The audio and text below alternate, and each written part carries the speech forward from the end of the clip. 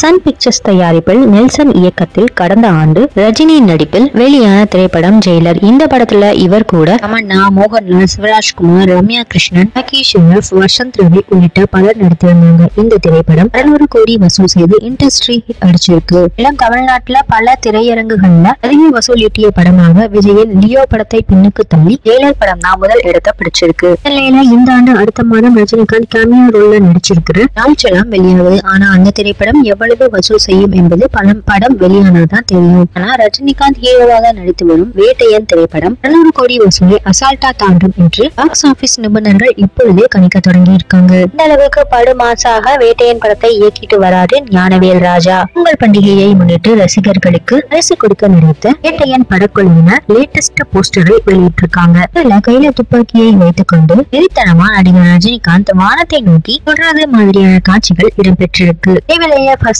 Single track மற்றும் teaser, trailer ஆகியவை வெளியாக இருக்காம்.